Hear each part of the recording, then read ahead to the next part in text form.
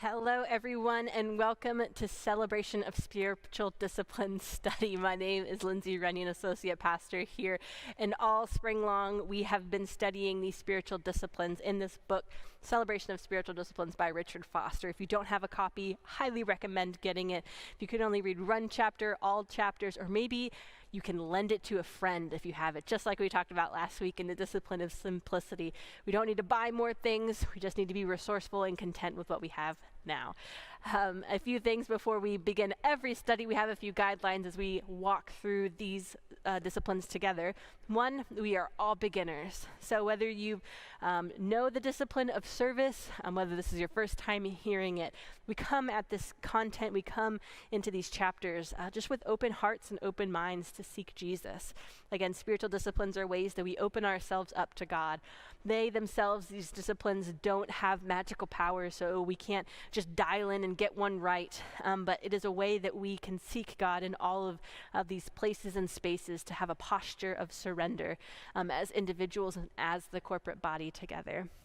Again, if that word discipline makes you a little bit uncomfy, just remember that these are spiritual practices. Just like if you want to run a marathon, you got to start small and daily. Just like these disciplines, you start small, daily practices that we continue just to surrender to God. And then we do week-long silent retreats together or week-long service projects, whatever it might be. We build our stamina and our spiritual muscles up so we can continue to seek God in longer spaces and in longer ways. But tonight we are talking about service. Service in this context is really interesting. Richard Foster talks about it as a way of life. Where can we see our life as a life of service? And just as Jesus, when we talk about the Holy Week, when we talk about Good Friday, when we talk about even submission, which we talked about weeks ago, we see the cross as this act of submission. But if there's one kind of place in Holy Week in the life of Jesus, again, it feels like every moment, but a particular moment that Richard Foster points out of a life of service is on that Maundy, Thursday service, the Last Supper, where Jesus comes and he washes his disciples' feet. That is service. To put yourself at this lowliest position, to really understand that status, that power are nothing if it's not for Jesus, if it's not for God, if it's not serving and loving one another. So as we start this study, we're actually going to put some Bible text at the end of the study, so you have to watch all of it to get that Bible study in there. But at first, we're just going to talk about the difference that Richard Foster talks about with self-righteous service and true service. Self-righteous service, he goes on to talk about, it is affected by our moods, is temporary, is concerned about results and what we can do. The self-righteous service picks and chooses who to serve. But that true service is an act of humility. And we talked about humility when we talked about submission a few weeks ago, but humility is one of those virtues that is never gained by just seeking it. It's hard to say, I want to be humble. I want to be humble. I'm trying to stay humble. Because when you seek it, it's hard to be humble. But it's almost one of those things when you're striving after God, humility comes. And so nothing transforms the desires of our flesh, transforms who we are, like serving in the hiddenness, as Foster likes to say. Those secret, those small moments where we're not looking at ourselves, but we're really looking to God and to other people's in ways that we can love them well. And besides choosing to serve, we also choose to become a servant. Again, it's that idea that we're not just doing something, but service is a place of who we are. It's not just something that we can do on a block of time and a schedule, but something that really embodies all of who we are and who Christ has called us to be. And so some of the ways that we see that happening, that ways of living, Foster gives us a few practical tips, which we'll go over tonight as well, to give just that conversation going of what this could look like in your life. So he says the first thing is the service of small things. Now, if you've watched any of these studies, any of these videos, if you've ever had a conversation with me, this is right up my alley. Again, when we talk about disciplines, it's the small things in our daily life that make big things. So when we're talking about service, what are those small things that we can do to serve one another, to make sure that the big things can happen? Because the large tasks require great sacrifice for these types of moments. But these small things of service require constant sacrifice, not just big sacrifices, but that daily surrender to Jesus and to one another. Again, that humility. And one of the coolest analogies that I think I've heard in a long, long time, it was when Richard Foster was talking about the difference between sugar and salt. He says that sugar may be more exquisite and it may taste better, but its use is less frequent. Again, those are kind of the big, large service things that we talk about. It might be more exquisite, it might taste, but it's used less frequent. But salt, again, we're called to be the salt of the earth, just like the Beatitudes in Matthew 5 said, salt is everywhere. It unites us. It's that great virtue and that rare occurrence. The ministry of the small things happen in our daily lives. Salt is something that we use as constant. It seasons things. It brings more flavors out. It's not just its own flavor. So where can we continue to be the salt of the earth that never spoils? It's not something that we need just as sugar that's on special occasions. But where can we continue to seek that constant sacrifice of the small things? And again, small things look different to so many people. So consider and ask yourself, what are those small things that I can serve Jesus daily, and what that kind of looks like? And Foster goes on to talk about another service topic. He says, the service of guarding our reputation of others. Again, this kind of talks about charity, and holding one's tongue and the idea of plain speech. Where are we serving one another by not slandering or gossiping, but really understanding and seeking Jesus in our thoughts, our words, and our deeds, just like James 3 talks about as well, which we've talked about in a previous study. That plain speech, really understanding who we are and where our heart is, where our speech comes from. Another one is the service of common courtesy. Now, different cultures have different rhythms and ways that they serve one another, but specifically in our Western culture in America, I know it's a little bit hard with COVID, but some of the common courtesies that we have are opening doors for people. Maybe it's RSVPing for an event. Maybe it's saying please and thank you, letting your yes be yes, no be no, which we talked about last week. Where are those common courtesies that we can do to continually serve and love those around us? Another one is the service of hospitality. Another one is the service of listening. Again, all of these things come from just consistently and constantly seeking after God, who is the ultimate person of hospitality, or the ultimate listener. Where can we listen to one another? Where can we open our doors for people when we feel safe? To continue to be the body of Christ and to know that generosity begets generosity. And another one that's hard for me and maybe even hard for you is the last one that he talks about. It's the service of being served. Because where are we receiving from one another? Again, we as a church, as a culture, as Christians, whatever you might want to call it, are so good at serving other people, are so good at mission trips, at common courtesy, at hospitality. We're good at being the salt of the earth and constantly seeing a need and filling it. But where are we knowing that service is something about also being served? Where are we receiving? Again, when we go back to that famous passage of the Lord's Supper, the last night that Jesus was with his disciples, we see Jesus taking that towel and washing his disciples' feet, washing his friends' feet, which was completely unheard of. It was something a slave would have done. And then we see Peter, who goes, "No, Jesus, don't just wash my feet, wash all of me. No, you can't do this." And then, of course, classic Jesus has to tell Peter, no, I'm doing this for you, just as a friend would do for a friend. And goes on to kind of talk about a little bit of his death and resurrection and loving one another. But Peter, again, doesn't want to be served in this way by Jesus. Where can Peter just receive this goodness, this blessing that Jesus is giving him, to know that this is a service as well as being received? So just as we think service is doing in a way of life, where are we actually just receiving it and saying thank you as well? Receiving and never feeling that we must repay it. Again, service is not something that's just transactional. It's not something that we need to feel less than or we need to feel more than because we have these service opportunities. It's something that we do at the goodness of our heart, not to have this transaction or to repay somebody for something. It's just a way of life. It's the small things that we have with one another as we continue just to seek Jesus in our everyday lives. So as service is this outward sign, as it is an outward way that we can continue to live together, service is not saying yes to everything. Again, there are so many opportunities that our church has, so many ways to get plugged in and to serve God and to serve one another. But saying yes to everything also leads to a lot of burnout. And so saying yes is not just what service means. Service is also knowing our human limitations.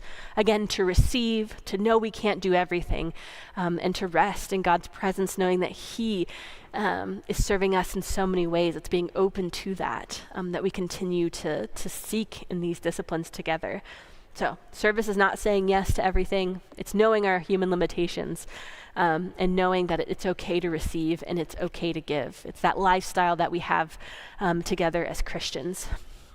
And it's all dependent service and saying yes to things, no to things, to knowing this way of life is all about discernment and obedience, which we talk a lot about in these disciplines. Again, there's no black and white answer, as much as we would love to know that this is the way it looks and this is how it should look in my life in this context today.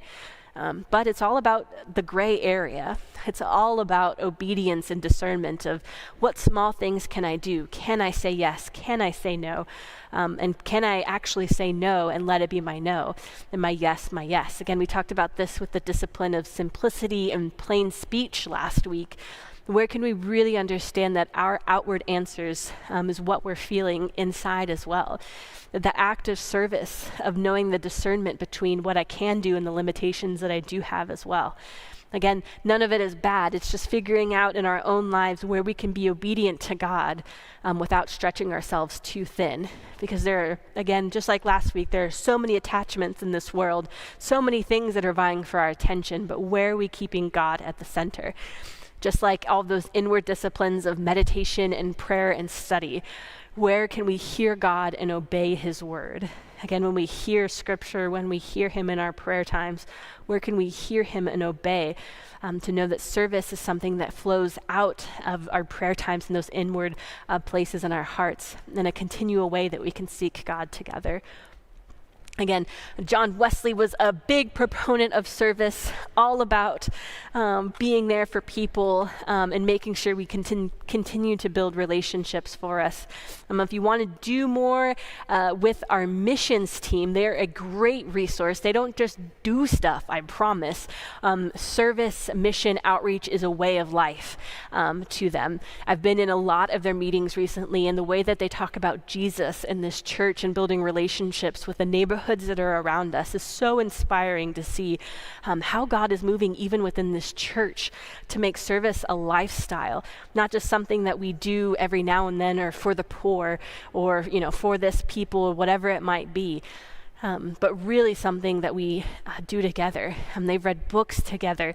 It's really just an incredible group of men and women who constantly seek Jesus with their hands and feet. And so it's a great way that we can continue to be the body of Christ. So if you want to be a part of that team, please comment or email me. I'd love to get you in contact with the missions team as they continue just to build relationships and partnerships around the city and around the world so we can continue to live in service with one another. And I remember I said all of those small things that we do together as well, whether it's common courtesy, whether it's listening, hospitality. Look in your daily rhythm and see what you can find. I challenge you this week to look at your schedule. Where are the small ways that you can serve God, where you can serve one another. Again, the commandment of love God and love one another are huge. And so as we continue to see service, where can you understand that is where we can know where God is in our life and where we can continue to find him. And I was thinking of service. I was thinking of a good scripture passage that we could use today. I was thinking, we could do something in the Gospels maybe. We could do something of a miracle. We could do something that Paul said about service, and maybe First John has some great ones about loving one another in the light of God, or Peter said some really cool stuff too. I don't know. But I decided where it's hard to see service sometimes is the Old Testament. Because the Old Testament is very black and white on the laws and the regulations that need to be done in order to see God in a certain way. But actually, there's some gray areas in the Psalms, in the Old Testament too, that it's easier to see in the New Testament because of Jesus. But Jesus and the way that Jesus comes and the prophecies are all in the Old Testament. So I thought I'd choose something from the Old Testament today. So I chose Psalm 127, just the first two verses. The psalmist, it's a psalm of ascent of Solomon. So King Solomon was writing these. And ascent means that they were on a journey together, and they would sing these psalms. And this one particularly talks a lot about trusting God in service. To know that service in this way of life that we have together is something that's not done by us, but by Jesus, by God that is in us. And so when we talk about finding ways or doing things, remember, it's just a way of life. It's the small things that matter, that constant sacrifice, to know that time is God's. We can continue to live and examine our life through the lens of service, as Jesus, as that ultimate servant of God, who gave himself up for us so that we might be free. So Psalm 127 verse 1 and 2 says this: "Unless the Lord builds the house, those who build it labor in vain. Unless the Lord watches over the city, the watchman stays awake in vain. It is in vain that you rise up early and go late to rest, eating the bread of anxious toil, for he gives to his beloved sleep." And I know that kind of doesn't feel like something of service. Again, it's not something that we do. It's not something that we can just change and feel good about.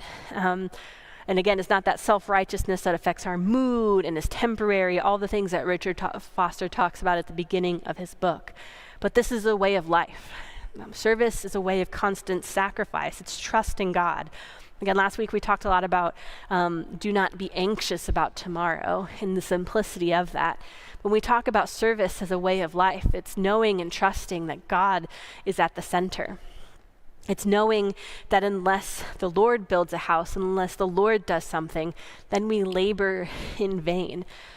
And again, something that I always tell myself, and one of my spiritual directors years ago would always tell me, I'm very much a doer. I'm very much a planner, type A personality. One of my spiritual directors said that if my life was a journey, I would be on one of those airport walkways that goes pretty fast, like one of those like elevator or escalator type things. I don't just walk slow. I walk with a purpose, because John Wesley said, walk with haste. And that's what I do. But the question that my spiritual director would always ask me is, am I doing this work? Am I doing my seminary studies? Am I reading this book? Am I doing things for God, or am I doing things with God? And it's so easy for us to get wrapped up in the for God. Again, I'm doing my seminary studies for God, and of course I'm doing it for him, but actually, is that where I'm supposed to be? Am I supposed to be doing things for him? Because that means that I need to please him, that I need to work for something, when God says, no, I sent Jesus to do the work. What are you doing? Instead, we're supposed to work with God. Where are we seeking him at the very foundation of our lives, and working from that place, from that simplicity, through those prayer and meditation, submission, all of those disciplines that we have been talking about these past weeks. Where are we working with God? Where is this becoming a work of God and not a work for God? Again, it's so easy to see the end goal and just to continue to go past it, or to continue to exceed it, or just hit that goal and be like, yeah, I did it. I did this work for Jesus, especially in the church world, when actually it's even harder to stop and pray and discern, man, is this something that the Lord is calling me into, or is this just something that I feel like I'm really good at? Is this something that I want to do, or something that God is calling me into? And that's the difference between service as well. It's that constant sacrifice, yes, but saying, is this of God, or is this something I'm doing for him, something that I control, I can do, instead of walking in surrender and that humility to understand that maybe this is a work of God and working with him, rather than continuing just to barrel through and figure it out. So I'm going to read that passage one more time, Psalm 127, verse 1 and 2. Unless the Lord builds a house, those who build it labor in vain. Unless the Lord watches over the city, the watchman stays awake in vain. It is in vain that you rise up early and go late to rest, eating the bread of anxious toil, for he gives to his beloved sleep. And I know it's difficult to hear that sometimes, but to know that our anxious toil, all the anxieties, the things that we do, are there ways that we can continue to seek God, to be in service of him, to love him through the ways, instead of constantly going and spinning our gears? Is there a way that we can rest, to know our human limitations, and to continue to know that when we serve God, it doesn't need to be in the big, grandiose type things, but it's in the ways that we seek him in the small things, the constant sacrifice, that we are the salt of the earth. So I would love to hear from you. So comment below or email me on ways that you serve. Is there a part of this discipline that challenges you or encourages you? I'd love to hear more about the ways that you are serving as an individual, but maybe as a Sunday school class, or as a corporate body. As we talk about service, it's not just about doing things. Again, we can do things, and we are doers. But to see service in the lens of a way of being, as this lifestyle that we continue to seek. I'd love to hear ways that you are connecting with God in this discipline. But I hope this was helpful. I hope this was a way that you can continue to hear God and seek God. And next week, we're doing another outward discipline. I'm not going to tell you what it is because it's going to be a surprise, but it is one of my favorites. And we are a few more weeks and we're going to be done. You guys, I loved doing this. We're not done yet though, so stay tuned next week for another spiritual discipline in this study. Same time, same place. I'll see you next week.